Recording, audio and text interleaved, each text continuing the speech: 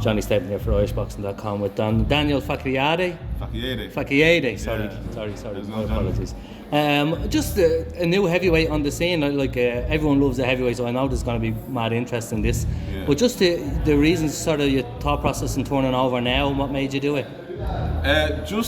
I've been in boxing, since I'm 21 years of age. I'm now 27. And I've kind of entered into all the amateur competitions that I wanted to enter in, and I just realised that fast-paced, tippy-tappy boxing isn't for me. Most of my fights ended up in knockouts, so it's like I have a ratio of 60 to 40 knockouts to in the amateurs. Points in the amateurs. So I just felt that Ireland's missing something in the pro game that I could bring to the table. You get me? Which is heavyweight knockout, heavyweight boxing against at the top level. You get me? So I've got all the tools. I've sparred or fought the best lads on the scene in Ireland. So why not give it a shot? And you're putting a bit of pressure on yourself there. You're promising us now you're going to bring knockouts. I know 100%. I know I can bring knockouts if I've been doing it in the amateur, where it's three rounds, 3 minutes, and you're wearing 12-ounce gloves. Imagine what I could do when I have 10-ounce gloves and I'm able to wear my opponent down, and I don't have to be as fast as possible. I can take my time and really set up them knockout shots. So it's something that I know I can do because I drop lads in sparring all the time. So imagine when the lights are on and there's thousands in the crowd cheering on what I could do. So it's something that I know 100% I could do. Yeah. It sounds like something that really you seem really excited by it. You love a knockout, do you? Who doesn't love a knockout? Yeah, everyone wants to see knockouts, and I think that's what we're really missing in the Irish scene over here. Is the devastating knockouts in the first few rounds, or even someone who can put it on someone for 6-7 rounds, and then when he wants to take them out. You know what I mean? That's something that I can bring to the table because I can box. I can keep my man there for when I want to finish him off, and I feel like that's something that I'm going to be bringing to Irish boxing. So and straight from the off, 100%. Yeah. With the lower level lads that I will be fighting at the start, it'd be shocking for me not to do that. You know what I mean? Obviously, when you climb up the ranks, the competition gets higher, and you'd expect for it to get harder to knock someone out, but even at that, And are you alright sparring the longer rounds then? Can you are you adapt to be able to do 10 or whatever, if needs be? 100%. I started boxing in about 2021, just after the COVID. I started training before COVID, but I had my first fight in 2021, and by 2022 I was doing 6 rounds with Thomas Carty. You know what I mean? I've been one of Thomas Carty's main sparring partners from when he was training for his first fight on the card of Katie Taylor. So I was only doing 3 minute 3 rounds, but I was sparring 6 rounds with Thomas Carty, and there's one time where I went 8 rounds. Obviously I had to pace myself, but that's 3 years ago.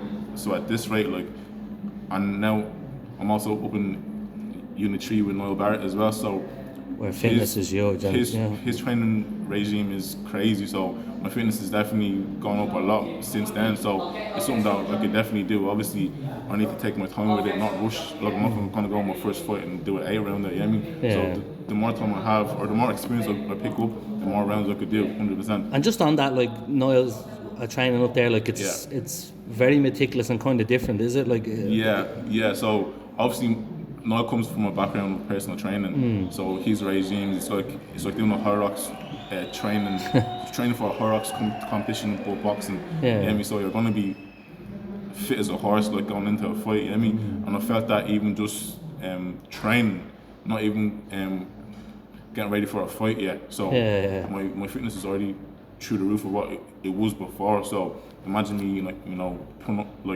getting ready for an actual fight. Is it harder for a heavyweight doing that kind of fitness, just being bigger or whatever, or does he tailor it?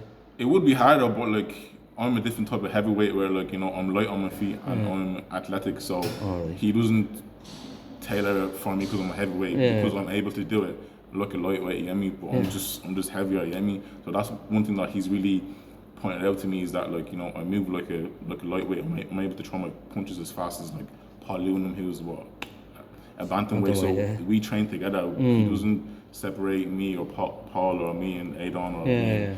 We all train together and we do the same things, so I'm able to do it, you know. And when are you looking to debut then? Have you? So I've been looking. Well, myself and my team I've been looking. I'm signed to Jason Quigley, so we've been looking at a few competitions that were meant to hold. Now. We're just asking him when he's debuting, Jay. What's happening, buddy? Yeah, all good, Oh, yeah, man. All good to good. see you, boy. Good to see you. Working away, as you can see here. It's the man. So yeah, just working towards a few dates during the summer. Hopefully, end of the summer we can get out there. There's going to be a big card in Dublin soon, so I'll be hoping to get onto that card, you know. But in the meantime, I'm in the gym 6 days a week. You know, training away, training hard, staying ready for it. Even if I get a call from Jay next week, I'm fit to go over, you know, ready to go over.